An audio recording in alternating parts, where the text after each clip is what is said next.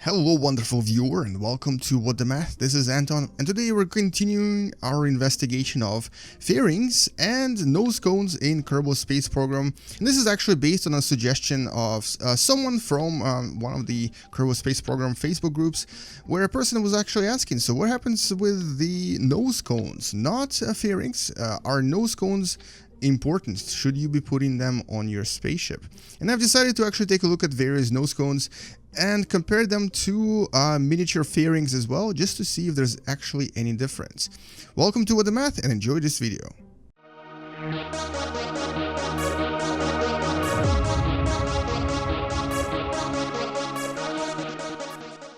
And so in the first experiment here, just to establish the base, we're going to launch this relatively simple looking craft with no cones. And here we're actually going to release the booster stages automatically using MacJab, and MacJab will basically be taking us to space using the same parameters every single time. There's going to be 6 different attempts.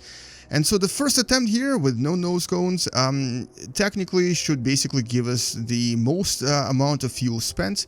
And by the time we get to space, we find out that we've actually spent 2,676 amounts or units of fuel, and this will be our base amount. So 2,676 is going to be our base amount. Now the second launch, I've decided to try attaching long cones here, and this is basically probably the more heavier cones that you can attach to your boosters. And when I launched the ship, I kind of expected these to give me the least amount of savings, but that was just an assumption, because just based on the size of these cones, and also based on the fact that they were almost twice as heavy as the blue cones you saw in the beginning. And so by the time I got into space with these types of cones, I basically spent something like 2655 units of fuel. And so here we had about 0.8% of savings compared to the no cones spacecraft. So in other words, yes, there's a bit of a saving, and as long as you basically release your boosters, you'll have the most savings by the time you get into space. But even if you don't release your boosters right away, and I actually accidentally forgot to release them once, you'll still get the most savings if you have cones as opposed to no cones, and that's kind of obvious, I think. Alright, attempt number 3. And this time I've decided to actually use these slanted cones. I don't really remember what the exact name for them is. And these cones are basically, they're supposed to kind of move away the air pressure away from your ship, increasing efficiency. And I also moved the tanks a little bit on the inside. So you'll notice that the boosters here are basically kind of inside the main tank a little bit, just to kind of see if this had any difference. And so with these slanted cones, by the time we got into space, and by the time we basically established orbit, our total fuel spent was 2656, or basically 1 unit of fuel less efficient than long cones.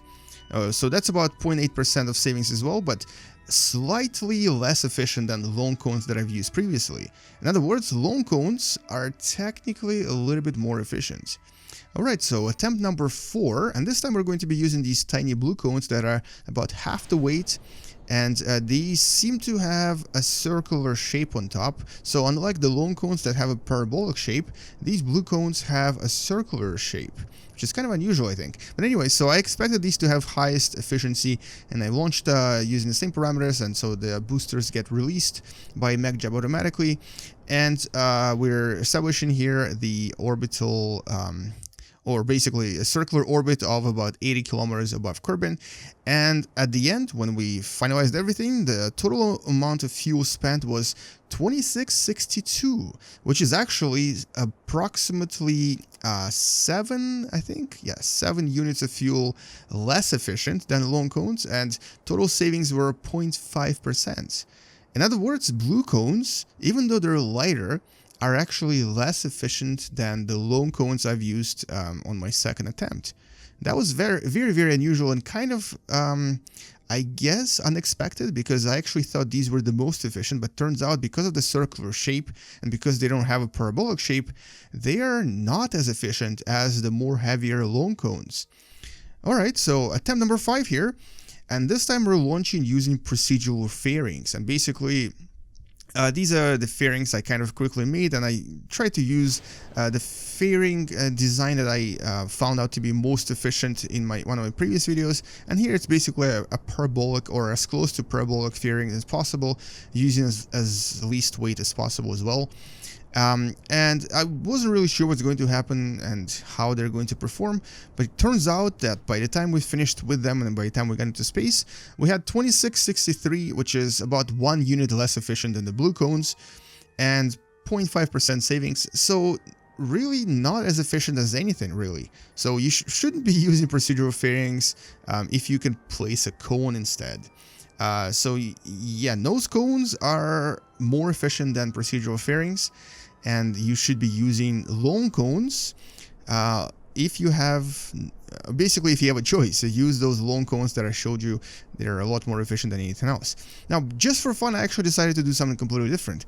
I noticed that how all my ships here actually had they had the Mark III module with a little parachute on top, and it looks pretty aerodynamic. As a matter of fact, I think most of it seems to be pretty aerodynamic, and I think most of us usually launch our rockets in this fashion as well.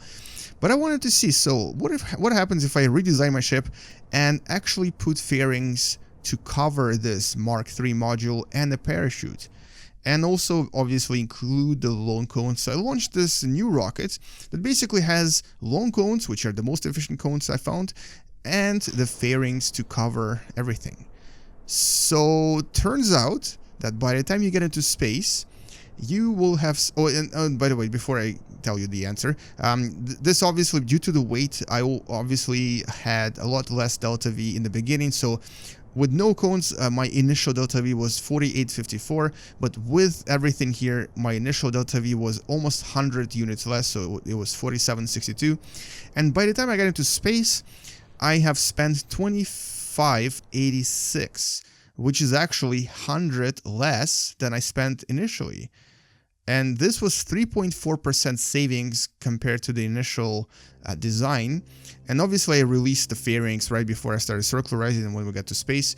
But essentially, if you want to have the maximum amount of savings in terms of fuel, you definitely have to put long cones even on your boosters.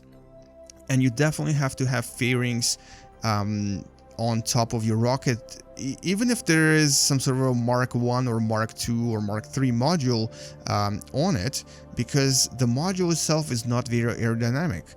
Turns out that you need to, or you should be using fairings even if you have a Mark, any Mark, anything on top that is not essentially a fairing or that is not a nose cone.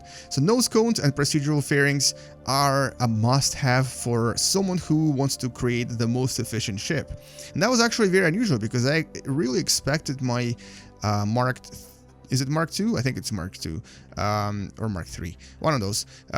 Basically my cabin to be aerodynamic enough to actually not need fairings, but I was wrong. You do need fairings, and make sure you have them. And so that's all I really wanted to try and experiment with in this video, and I think this kind of answers the question whether you should be using cones or nose cones in this case, and the answer is yes, you should. And which nose cones are the best? And here it's the long nose cones that, even though they're slightly heavier due to their parabolic shape, they are the most efficient. Alright, so hopefully you enjoyed this video, and if you did, check out part 1 and part 2 as well, where I've experimented with different fairing shapes. And also don't forget to subscribe, don't forget to like this video, and share with someone else who might actually want to learn more about Kerbal Space Program. And don't forget, there's also a Patreon page where you can maybe consider supporting this channel to help it grow. And thank you so much to those of you who've already supported this channel, and I really appreciate your help. Thank you for everything, guys. I really enjoy all of the comments, and keep them coming. I'll see you in the next video. Game you later, and as always, bye-bye.